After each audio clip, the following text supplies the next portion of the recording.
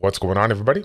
It's Childish back out of the game, coming at you with another Summoners War video. And in today's video, I'm looking to start your day off with an update that just recently dropped from Chronicles here, featuring the new Battlefield update as well as the new Guild Siege. So if you're excited about checking this out while you're driving to work here, do me a favor, show your support, like the video, subscribe to the channel, and as always, hit the notification bell so you guys know when the next video drops. However, if you are driving, don't do that right now. Do it a little bit later here.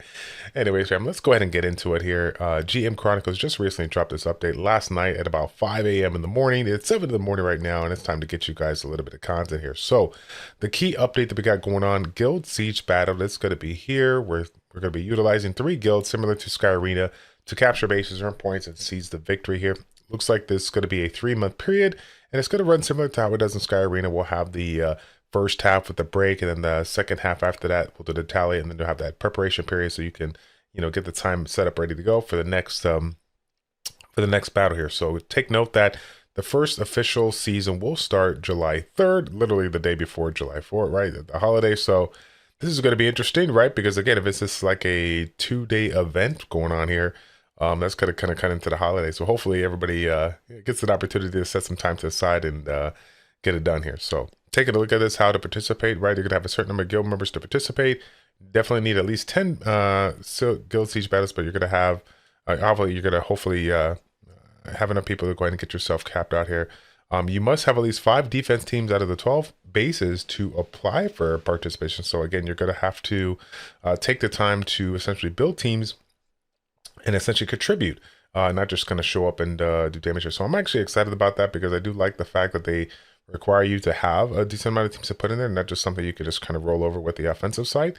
Now, mind you, I wonder if, yeah, that's 5 teams. I think that's respectable, and I think that's going to be good because again, you if you have like a small amount of teams, you can essentially, like I said, combine your rune builds and whatnot to quite just like to make the strongest teams possible, right?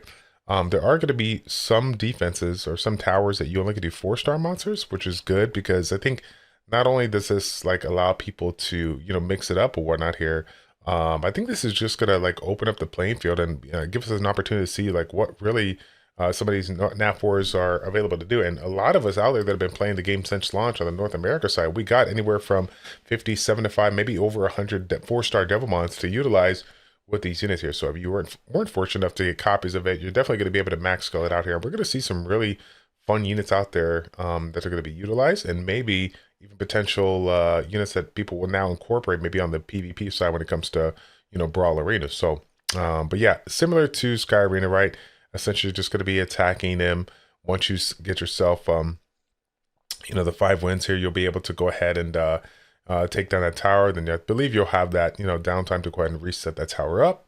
And then, you know, kind of keep on going from there. The new update though, or what they would say, the key update that's going to be coming in here, the Battlefield Sunset Island. So this is going to be a little bit different here. This particular battlefield, we have the goal essentially is to defeat the enemy boss first, wins here. So a 5v5 format, which is good. And I'm taking a look at it. It says the bosses will from each side would immediately move to attack each other when the battle begins. Ally boss is strengthened from defeating the guard tower and the guard knight guarding the boss.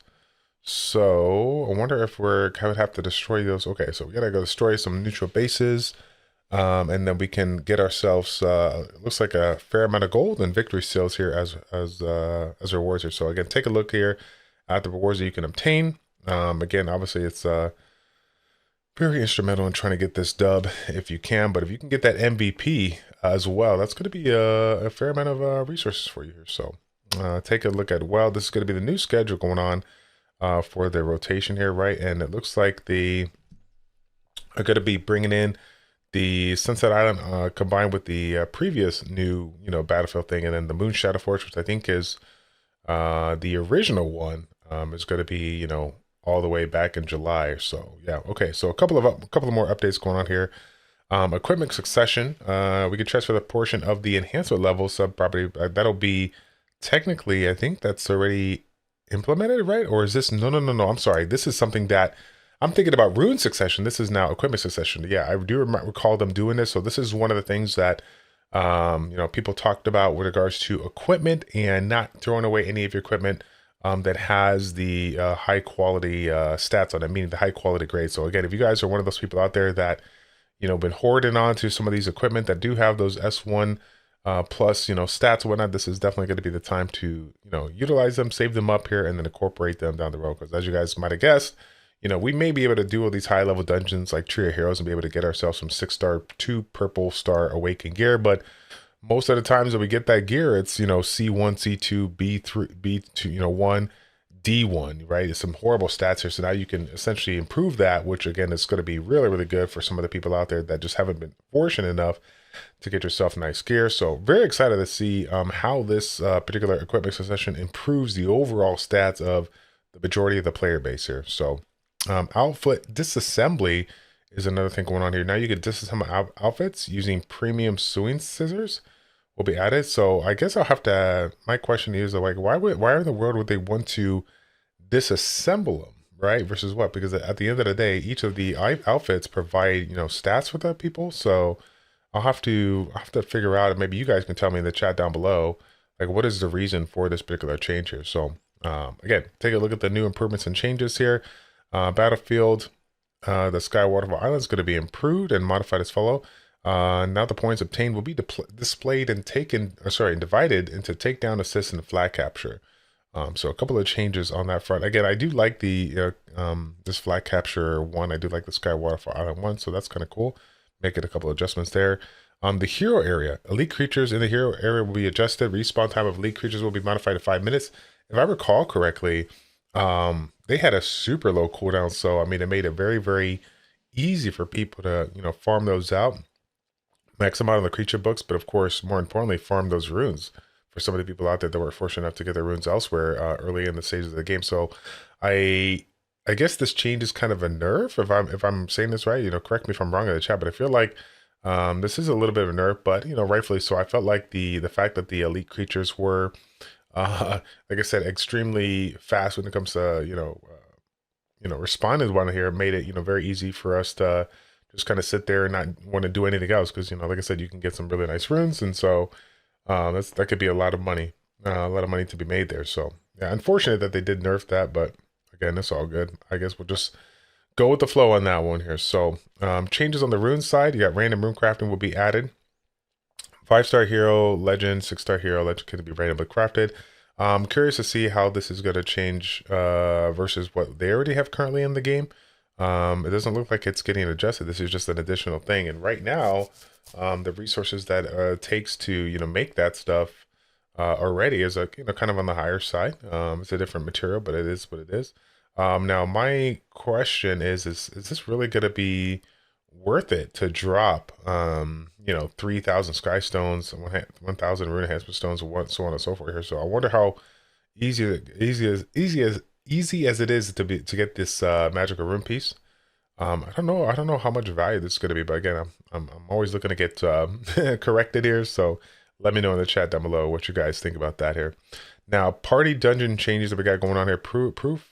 Professor Luna's aid buff will be applied according to the number of party members lacking in elite foggy person, elite white shadow castle. So some kind of aid that comes into play.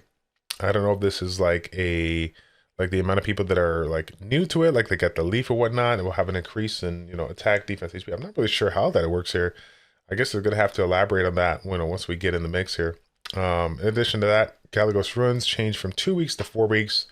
I don't know if that's a good thing or bad thing here. I hope they had changed the rewards, not just what you can get, but the what you can buy in the shop. Okay, yeah, no, okay. Limits for items will be increased. That's good. That's good, because I was sitting here like, why would they change it without making a couple of updates in the shop as well? So again, a couple of stuff to take a look at here. A couple of adjustments. Obviously, I do not know what the original rewards were, but these are respectable rewards. I do like them. And again, of course, some of them could be amplified depending on how you adjust your settings when you get into Galagos here. So again, here is the new limits that we got going on right now, which is good. We got 2 refining catalysts, 6 Elder Scrolls and pieces here. We got some devil mods. So obviously very, very good for the community to get those catalysts in. But again, it's really not any change, so to speak, right? Because we go from 2 weeks to 4 weeks, and it looks like some of this stuff is just doubled up. for the previous one here. So yeah, I guess I'll have to understand down the road like why they made that change. I guess it will give people a little bit more time if they are busy within the first 2 weeks of the season or whatnot. I'm not too sure.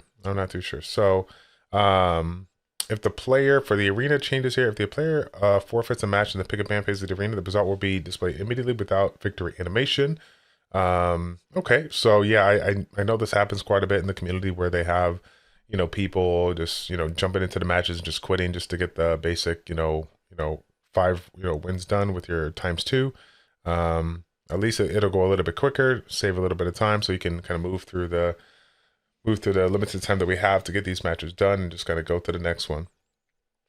Let's see here. Path of Oblivion quest will now move you directly to the content page, which is good. I always hated like when you click on stuff and just had to wait, to go wherever it is. Let's see. Repeat battle no longer appear. Yes. So right now, guys, I'm actually farming. And I noticed this one, the repeat battle screen will no longer appear during repeat battles. It's just going to keep on going and show the stuff at the end, which is really good. We got a couple of changes to the chat. It says, a chat added the option to adjust the transparency of the simple chat window, added the chat commands, which are available on the PC. Now, I will say this. I'm gonna put Comptos on blast here. Okay, you're making changes with regards to the chat, but you still have not figured out the overall issue of the chat, which is like the majority of us cannot even see the chat that goes on to the game. This was working for like the first, like, I don't know, 10, 12 days in the game. And I feel like this is still to this day has not been, rectified, for people that are actually looking to communicate. Again, at the end of the day, that's what it comes down to, man. Being able to communicate with your guildmates, your friends, and whatnot here, and not be able to do that, that kind of sucks. That kind of sucks here. So, a couple of other adjustments here, some balancing going on. Looks like the Vampire Rune is going to get some adjustments, going up 5% from 25% to 30% for the 4 set. Again, this is one of those things where just a handful of units out there that have been utilized, that people have recognized, but I'm hoping down the road we'll see a couple of more units out there that we can incorporate a vampire set, as a lot of us have, really good vampire sets, but no real good units to kind of throw it on. A couple of adjustments on the Kina here. You guys remember her abilities that have like unique effects on that auto attack here required at level 5+ energy. Now that's going to be taken away, and it's actually just going to be able to provide it, out it's kind of straight up here. I guess that is a nice little bonus here, a little bit of added bonus there for Kina to be able to do a little bit more damage or provide continuous recovery here. I do like that. Let's see if we got some other changes here. So we got some skills that have been adjusted that were based on her defense. Now they're going to be based on her attacks. So this may make an argument to, make her, provide her, like I said, overall a little bit more DPS, which I think is going to be, it's going to be good at the end of the day. A couple of adjustments on some 4-star monsters here. Don't know if anything sticks out for me. Not a lot of us have the light werewolf. So 4 mana cost on that ability. Obviously that's going to be a nice little adjustment. Time to hunt. Yeah, water Amazon. I personally do not use the water Amazon here, so don't really know if that's going to be instrument above, making people make or break it. Take a look at the rest here. Yeah, nothing really crazy sticks out to me. Obviously this is going to be a big change for the community here. The water pirate captain, pirate strike, 90% chance to provide the level 2 recovery down for 10 seconds was added to that skill, but unfortunately the time to loot has been adjusted here, so this is definitely going to hurt for the people out there that utilize this unit in PvP, not being able to cast that time to loot right from the get-go. Not only is it going to take a little bit more mana to do it, but it's also going to take a little bit longer for the skill to come back. And then in addition to that, the ability, the level up attack up and the level 1 defense down, it's not going to be out there for 14 seconds. Mind you, I don't think the 14 seconds is like super bad. I think that's, quite, it is quite a nerf, when you comparison to it. What is it, like a 30-40% drop? But ultimately, this unit is set up to get yourself, a ton amount of damage in a fast amount of time. And I think 14 seconds is going to be enough to get the job done if you get the jump on the opponent and hit the right abilities at the right time, and you could take some people out here, real quick. But Fire Chimera, again, this is a unit that came on one of the banners earlier in this season or earlier in this year. Now Collapse has an opportunity to do a little bit more damage if the target has burn, which is of course kind of cool here. And Revenge, of course, has a 0% chance to provide the level 1 burn for 20 per second, now moving up to 85% as well. The ultimate Collapse, though, will improve the damage by 25% versus the 15% on the original Collapse. So that's kind of cool. A little bit of adjustment there. Look like the Chimeras are seeing a little bit of love. Now moving on here, the Wind Chimera change on the Squall here, moving up from 70% to 85% on the knockdown, and now we have a level 2 Electric Shock as well on that ability here, so that's going to be a little bit better for us. And last but not least, on this last skill, Lightning, they're going to be reducing the cooldown time, the mana cost, and now the changes on the damage here. Normally it was 46% of his max HP is damage. Now it's down to 41.4%. But if the target has Electric Shock, is 70% chance to get a stun. Now it's just going to be a straight 70% chance to stun, which is, I think, is a good change. I do like the change here. Stun is still going to be the same, but just the fact that it doesn't have to rely on Electric Shock makes this unit, in my humble opinion, a whole lot better. So I do like the adjustment from Comptos here. I'm excited to see how that people incorporate that. Now, Wind Vampire Hunter, do you want to talk about this one? Because again, I think some people forget that this is actually one of the units out there that is free to play that you can do through the monster storyline. So Rapid Shot got an ability that provides the target unrevivable upon death. So ignores the death denial effect here. This is one of those units out there that I haven't really messed around with, but maybe for the dungeon with the Temple of Darkness, right? Being able to utilize a unit like this doesn't allow the opponent to revive, so you can kind of bypass the whole bringing in the beneficial effects. Maybe that could be something that people can incorporate if they don't have a strong beneficial effect blocker like a Narinha or something like that. So that'll be interesting. Wind Joker here, change on the stun chance from 70 to 80% here. We got a change on Rika as well, the Fire Cult Girl, being able to do a little bit more damage and now have the increased skill cooldown by 20% on that Toy Knight here. Now, Charlotte, the Winter Cult Girl, a unit that I've showcased a couple of times, the Toy Knight is going to be going up to 30% increased cooldown, a little bit more damage, and now instead of the enemy summoner gains mana, level 1 mana cost up for 14 seconds. Now it's going to be a level 2 mana cost up, so that's going to be strong as well. Let's take a look at say Light Cult Girl, a little bit of adjustment again, and added the increased skill cooldown, which is good. The Windbreaker Knight, another really good unit that I know Barcode is a huge fan of. A couple of adjustments here. Skill activation cooldown increasing to 9 seconds. Looks like his overall damage from defense is just going to go up to a straight 356%. Looks like it's quite a bit of additional damage here. And then now the change of 60% chance to replace defense up with defense down is going to be just a straight activation, right? Defense up with defense down. And then that's pretty good. Again, 60% chance to get that level 1 Electric Shock is now just going to be a straight 100% chance. I'm guessing, activate, accuracy versus resistance check here. But I do like that change here. Now, Light Bitter Knight, from what I remember, is actually a really strong unit in the meta if you have it here. I'm curious to see how these adjustments will impact this because, 55% chance to remove one beneficial effect. If the attacker has a beneficial effect, we'll now just straight remove it. I mean, that seems pretty strong. It's quite the adjustment here. I didn't know if skilling this one up can make this like a higher percent chance, but now it looks like it's going to be a little bit more reliable if I'm understanding this correctly. And for the 0.001% of people that got the Dark Pioneer, we got some adjustments to make this unit even that much more stronger. More damage, more ways of stealing this beneficial effect here.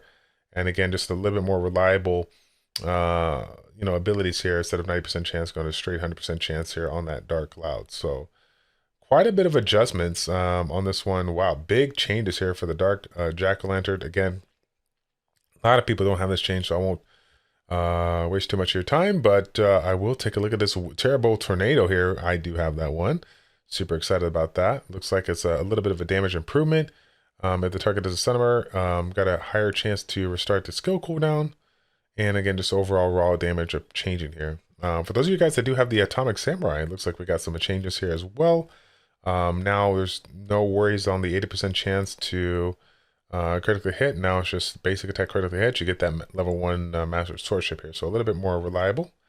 And then the Master, the decreasing on the other end of the spectrum here, decrease the Master Swordsmanship is going to be now from level by 3. Now it's going to be going down to 2. So Pretty cool changes there. A lot of changes going on. In addition to that, we got a couple of new events here, which I guess kind of coincides with the current event that we got going on. So we're going to get a little bit more value for this one. And it looks like there is a couple of, quests within this event here that is something that a lot of us already have. So this will be good for the free-to-play community, or excuse me, the newer audience out there, being able to get themselves a nice handful of resources here.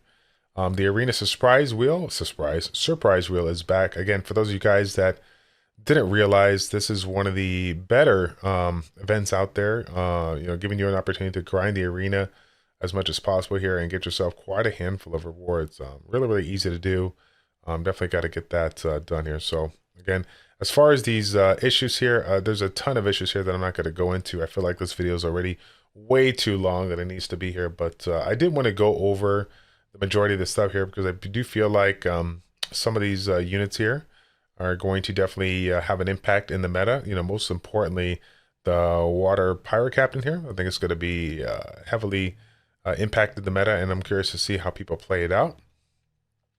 And of course, some of the adjustments here on Kina, it's gonna make this one a little bit more usable, a little more damage. Vampire set, not sure if that's gonna really make an impact here. I do like the change on the nonetheless.